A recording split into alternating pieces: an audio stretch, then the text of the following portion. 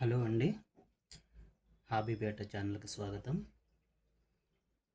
మీరు ఈ వీడియో చూస్తున్నారంటే మీ అందరికీ కూడా నాలాగే బేటా ఫిష్ బ్రీడింగ్ అన్నా, బేటా ఫిష్ గ్రూమింగ్ అన్నా చాలా ఇంట్రెస్ట్ ఉంటుందని నేను అనుకుంటున్నానండి. సమ్మర్లో చాలామంది బ్రీడింగ్ కోసం ప్రయత్నించుంటారు, కానీ టెంపరేచర్స్ ఎక్కువ ఉండడం వల్ల బ్రీడింగ్స్ ఫెయిల్ అయి ఉంటాయి. సేమ్ నాకు కూడా జరిగిందండి.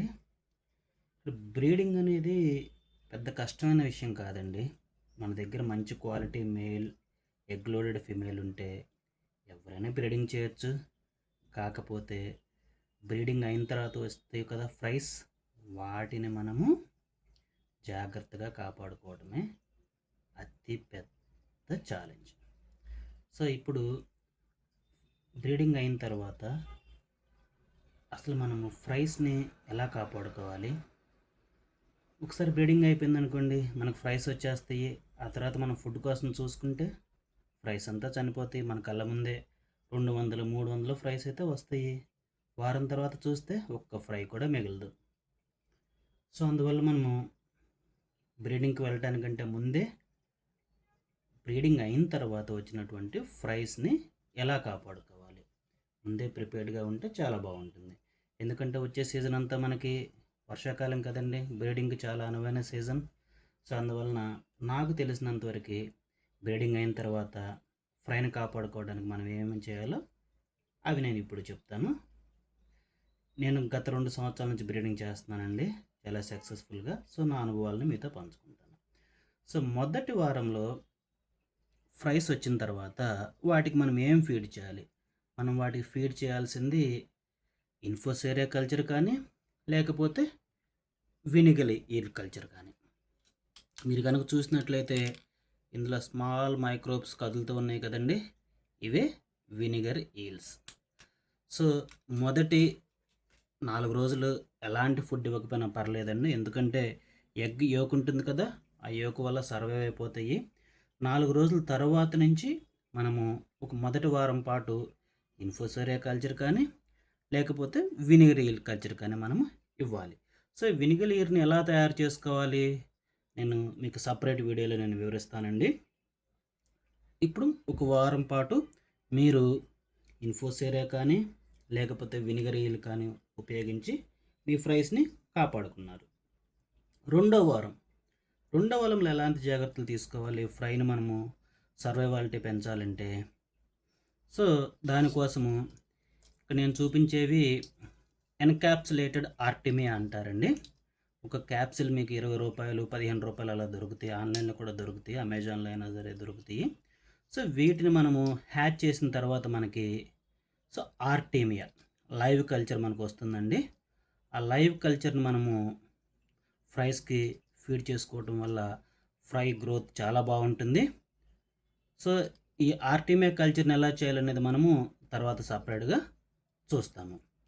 సో దీనితో పాటు ఇంకొకటి ఏంటంటే మైక్రోవామ్స్.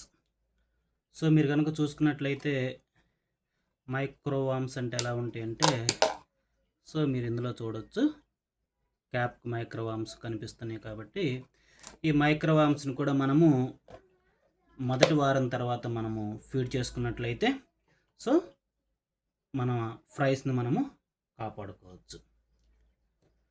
సో మొదటి వారం మేము వినిగర్ ఈల్ కల్చర్ కానీ, ఇన్ఫోసేరియా కానీ, రెండో వారం వచ్చేసరికి ఆర్టిమియా హ్యాచ్ చేసుకున్న తర్వాత, లేకపోతే మైక్రోవామ్స్.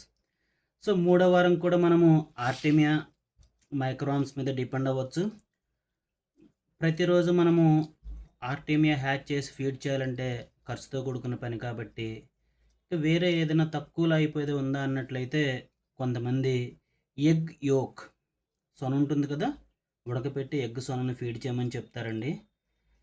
కానీ నా సలహా ఏంటంటే సొన ఫీడ్ చేయడం వల్ల వాటర్ అనేది త్వరగా పొల్యూట్ అవుతుంది, అమోనియా లెవెల్స్ పెరిగిపోతాయి. ఫ్రైస్ని మనము కాపాడుకోవడం చాలా కష్టం అండి. సో మేము ఎంతో ఇష్టంగా మనము బ్రీడింగ్ చేస్తాం కాబట్టి ఫ్రైస్ని మనము కాపాడుకోవడం చాలా ఇంపార్టెంట్. కాబట్టి కనీసం ఒక వారం రోజుల నుంచి నెల రోజుల పాటు మనము ఫ్రైస్ని కాపాడుకోవడం అనేది చాలా ఇంపార్టెంట్. దాని తర్వాత 3 వారాల తర్వాత మనకి సో డీక్యాప్సులేటెడ్ ఆర్టెమియా అని దొరుకుతుందండి.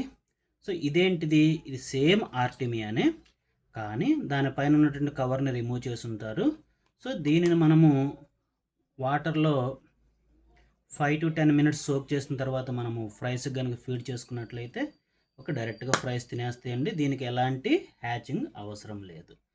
సో ఇది ఒక 250 రూపాయలు, 300 రూపాయలు అలా ఉంటుందండి. అమెజాన్లో కూడా దొరుకుతుంది. సో మనము దీనిని పర్చేస్ చేసుకుని 3 వారాల నుంచి ఆ పైన 6 వారాలు లేదా 7 వారాల వరకు కూడా మనం ఫీడ్ చేసుకోవచ్చు. సో దాని తర్వాత 4వ వారంలో జనరల్గా మనం మొయినా కల్చర్ని ఫీడ్ చేయమని చెప్తామండి. నా దగ్గర మొయినా కల్చర్ ఇప్పుడు లైవ్లో లేదు. సో మొయినా కల్చర్తో పాటుగా ఒక డాప్నియా అని కూడా ఉంటుంది. సో మీకు కనుక లైవ్ కల్చర్ లేకపోయినట్లయితే ఫ్రీజ్ డ్రైడ్ డాప్నియా అని దొరుకుతుందండి. అమెజాన్లో కూడా దొరుకుతుంది. మీరు ఈ డాప్నియాని ఫీడ్ చేయొచ్చు 4 వారాల తర్వాత. అదేవిధంగా మైక్రో పెల్లెట్స్ కూడా దొరుకుతాయండి మార్కెట్లో. సో మైక్రో పెల్లెట్స్ కూడా మనము ఫీడ్ చేయొచ్చు. తర్వాత 4 వారాల నుంచి 6 వారాల తర్వాత మనము ఫ్రీజ్ డ్రైడ్ బ్లడ్ వామ్స్ కానీ, సో బ్లడ్ వామ్ ఫ్లేక్స్ కానీ, సో ఏవైనా మనము ఫీడ్ చేసుకోవచ్చు. ముఖ్యంగా మనం గుర్తుపెట్టుకోవాల్సింది ఏంటంటే, బేటా ఫ్రైస్ లైవ్ ఫుడ్ని బాగా ఇష్టపడతాయండి. ప్రతిసారి లైవ్ ఫుడ్ని కల్చర్ చేయడం కష్టం కాబట్టి మనకి ఎప్పుడైతే మొయినా దొరుకుతుంది, లార్వా దొరుకుతుంది, మస్కిటో లార్వా, డాప్నియా దొరుకుతుంది అనుకున్నప్పుడు మనము లైవ్ కల్చర్ మీద డిపెండ్ అవ్వచ్చు. ఆల్టర్నేటివ్స్గా ఇవన్నీ ఉన్నాయని మీకు చెప్పడం నా ఉద్దేశం అండి. సో ఇవి ఏమీ లేకుండా అట్లీస్ట్ వీటిలో 2-3 అన్నా మన దగ్గర ఆప్షన్స్ లేకుండా మాత్రం ఎట్టి పరిస్థితుల్లో బ్రీడింగ్కి వెళ్ళొద్దు. ఎందుకంటే మీరు కష్టపడి బ్రీడింగ్ చేసుకున్నా కూడాను మీ ఫ్రైస్ని మీరు కాపాడుకోలేరు కాబట్టి, సో బ్రీడింగ్ చేయడానికి ముందే ఈ ఆప్షన్స్ ఉంచుకొని మొదటి వారంలో ఇన్ఫోసోరియా కానీ, వెనిగరీలు కానీ, 2వ వారంలో ఆర్టెమియా మైక్రోవామ్ కల్చర్, 3వ వారంలో ఆర్టెమియా మైక్రోవామ్ కల్చర్ అండ్ డీక్యాప్సులేటెడ్ ఆర్టెమియా, 4వ వారంలో మొయినా, మైక్రో పెల్లెట్స్, బ్లడ్ వామ్స్, ఇక మించి ఏదైనా సరే. సో 4 వారాల పాటు మీరు కనుక ఫ్రైస్ని జాగ్రత్తగా కాపాడుకున్నట్లయితే మార్టాలిటీ రేట్ అనేది చాలా తక్కువగా ఉండి మీరు ఫ్రైస్ని కాపాడుకోగలుగుతారు ఫ్రెండ్స్. సో నేను ప్రతి వారం ఒక వీడియోని అయితే రిలీజ్ చేస్తానండి. సో ఆర్టెమియా హ్యాచింగ్ ఎలా చేసుకోవాలి, వినిగరీల్ కల్చర్ని ఎలా ప్రిపేర్ చేసుకోవాలి, మైక్రోవామ్ కల్చర్ని ఎలా ప్రిపేర్ చేసుకోవాలి, ఇన్ఫోసోరియా కల్చర్ని ఎలా ప్రిపేర్ చేసుకోవాలి, సో ఇవన్నీ కూడా వీలైనంత సులభమైన పద్ధతిలో మీకు చెప్పడానికి ప్రయత్నిస్తాను. ఫ్రెండ్స్, దయచేసి ఈ వీడియో ఇన్ఫర్మేషన్ కనుక మీకు నచ్చినట్లయితే ఈ వీడియోని లైక్ చేయండి. మీ ఫ్రెండ్స్కి ఎవరికైనా సరే బేటా బ్రీడింగ్లో ఇంట్రెస్ట్ ఉన్నట్లయితే వాళ్ళకి షేర్ చేయండి. దయచేసి ఛానల్ని సబ్స్క్రైబ్ చేసి ఆదరిస్తారని కోరుకుంటున్నాను. Thank you.